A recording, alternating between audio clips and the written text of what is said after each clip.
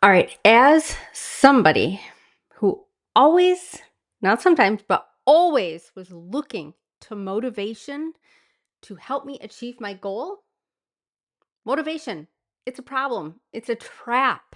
And it's a trap that most of us don't even know that we're stuck in.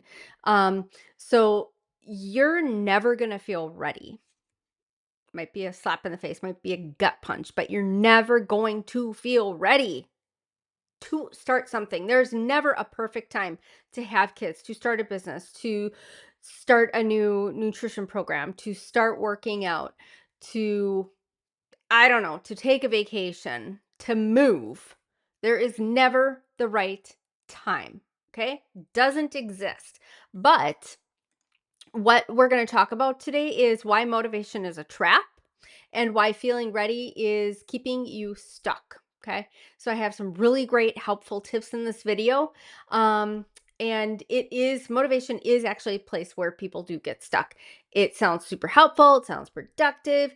It sounds like that's what you need. That's what you're missing, but it's not. Motivation, it's unreliable. It shows up when the timing is right, when your coffee hits or your pre-workout hits. It shows up when your phone pings or that's when motivation disappears. We're going to get to that next. I was getting ahead of myself. My mind sometimes goes a little bit faster. But it's motivation is when nobody needs something from you. Okay. It disappears when your kids can't find their shoes. Your motivation hits when your plans go off track, when your day doesn't go as planned, when your phone rings. That's what I was getting to. When a meeting gets canceled or rescheduled or an appointment gets rescheduled, or you didn't sleep well, or it's that time of the month for us women. There's a lot of things that can throw motivation off track. But I'm looking at my notes so I get this right.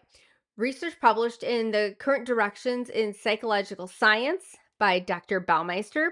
Willpower and motivation fluctuate based on stress and mental load. Mental load. Okay, that's the translation.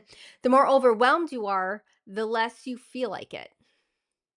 Let me say that again. The more overwhelmed you are, the less you feel like it. Okay? Should I say it louder for the people in the back? I don't know. So, there's going to be a lot of times where you don't feel like it. There are days I don't feel like working out. I just don't feel like it. It's a difference between people that are okay and the people that are elite, that always hit their goals, that are at just that other level of mental awareness. Okay.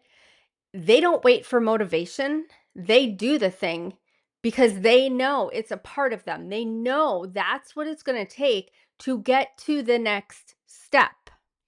Sometimes I say things it might come out wrong or it might come out harsh. I don't know. I have been told growing up by my mom that gosh, you just say whatever's on your mind, don't you? Yes, there are times I say what's on my mind, and other times it's like, let's say this with love in a more tactful way. But there are times where I get so worked up and whatever's in my mind is coming out because people need to know the hard truths. There's some things that I will, I guess, tiptoe around or over, um, because I know the place that they're coming from. I know that internal struggle. I know where their mind is at because I had been there. And there's some things that they don't need the hard truth. And then other people, it's like they know what they're doing. You're getting the hard truth, you're going to get the slap in the face. And I will give it to them straight. I won't be tactful. I'll say what's on my mind. I'll tell them what they need to know. Okay. Might not be what they want to hear, but it's something that they need to know. So, the more overwhelmed you are, the less you feel like it. Okay. So that's why you don't follow through. You you're overwhelmed. You got too much mental clutter. You got too many things going on in your mind. So, if you're waiting to feel ready, you're waiting for a mood, that's not stable. Okay? Your mood is never going to be stable. It's a trap.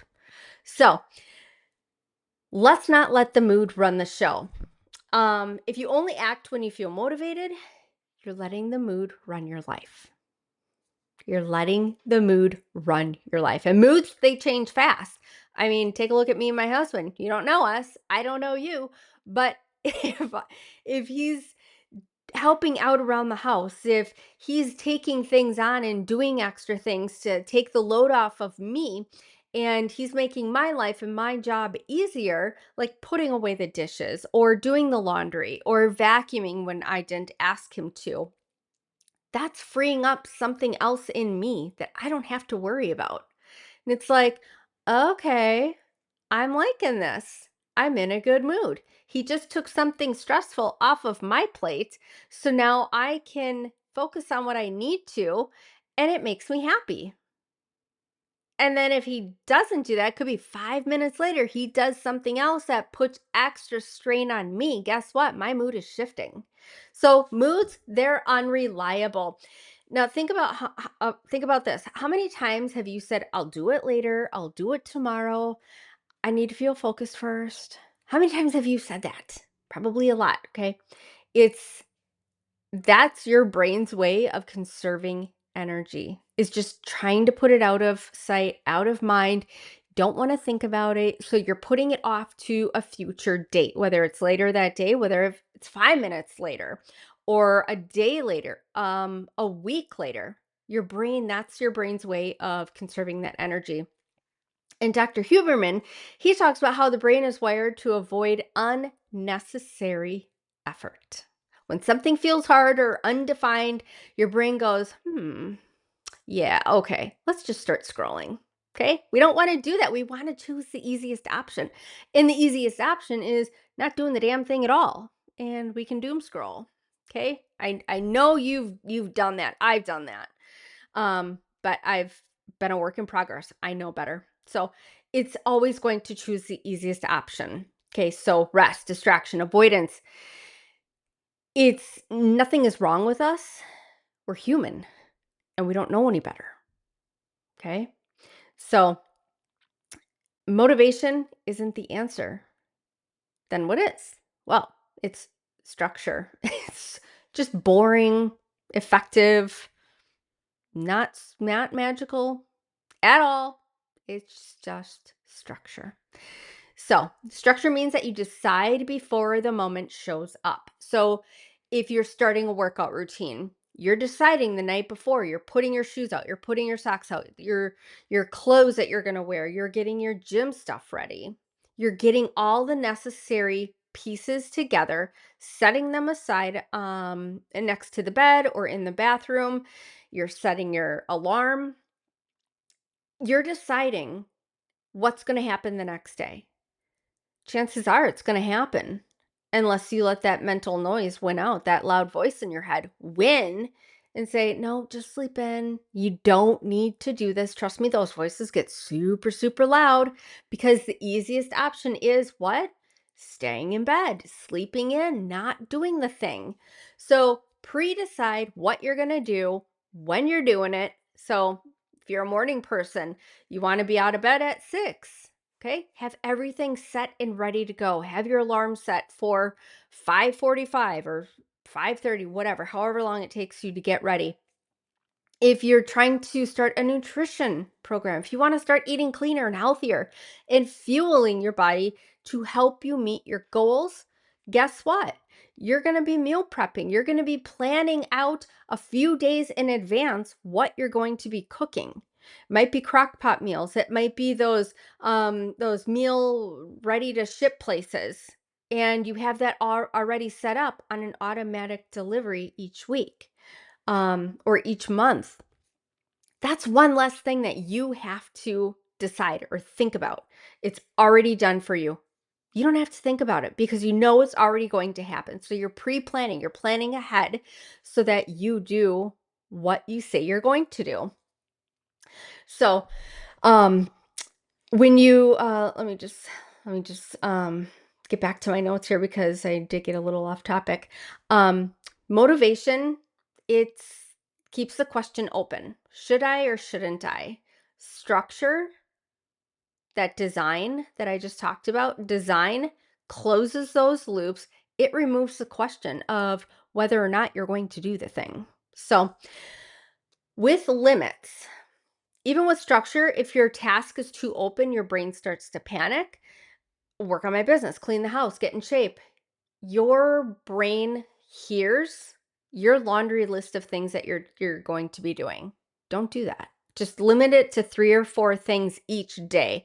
I have a sheet that is so helpful. Go to courtneyspaeth.com, and believe it's under freebies. So /freebies. There is a daily clarity sheet. It's going to lay everything out for you. You just have to fill it in. So I do 2 days per sheet, make it nice and easy. And it has the things, your top priorities that you're going to do that day, what you can bump to the next day. It lists your non negotiables. So whatever you want to have for your non negotiables, put them on that sheet. But that is your plan. That is one less thing that you have to think about. It makes your life so much easier. Trust me on that. So, if you don't know where to start, neither does your mind. So, um, I want you to know research from California, Irvine, shows it takes 23 minutes to refocus after a distraction. 23 whole minutes. So, if you have an ADD or ADHD brain, if you have a hard time focusing on the task at hand, this is why the sheet comes in so handy and useful. It keeps you focused. You also are time blocking. So, next to each thing that you're listing out, you're adding a time block in there. So, you don't have to focus on anything else except the one thing that's in front of you. So, if you have a task, you list your 3 top priorities, you write them down and you assign a time block to them. So 30 minutes, 45 minutes, 90 minutes. I don't suggest going over 90 because you need to get up, you need to refresh the juices, and you need to let your mind just settle and relax. So I don't suggest anything over 90 minutes, but up to 90 minutes, perfectly fine. And make sure you set the timer either on your stove, your oven, or microwave, your phone, whatever, your watch. Just set that timer because you don't have to worry about time.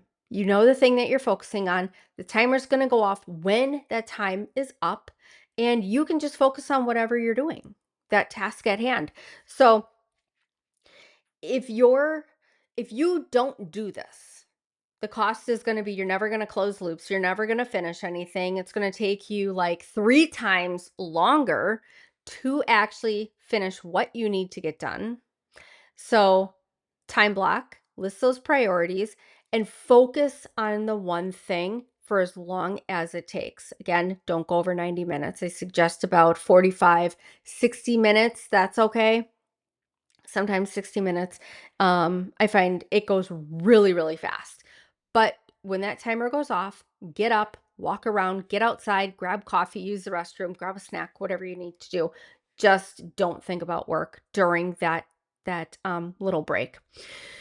So, the other thing is, with your business, if you're setting aside those priorities, those things that you need to get done, you can list the bullet points out of there. So you can say work or business, whatever you want to call it. Um, Send an email, send that text, respond to so and so, schedule that meeting. You can list out those little things, and then each time you do it, you just cross it right off. It's going to close those loops. It's going to give you your dopamine fix because it's like, "Oh, I just finished something. It's awesome. It's amazing." It's going to feel more doable. You're not going to be overwhelmed. So it's a really great thing. Um, Here's the question that changes everything, and it's a shift. Do I feel motivated?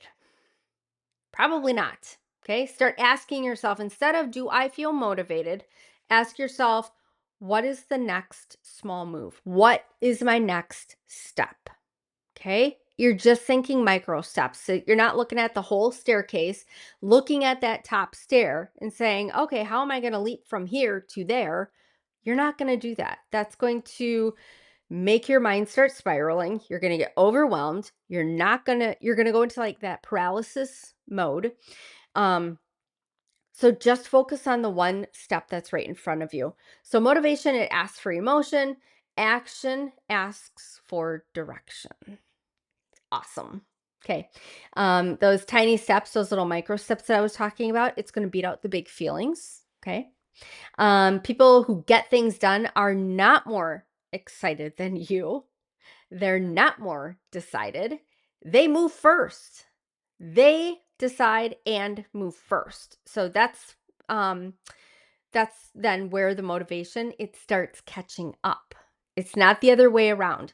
So decide, move, and then action will follow. Or I'm sorry, motivation will follow.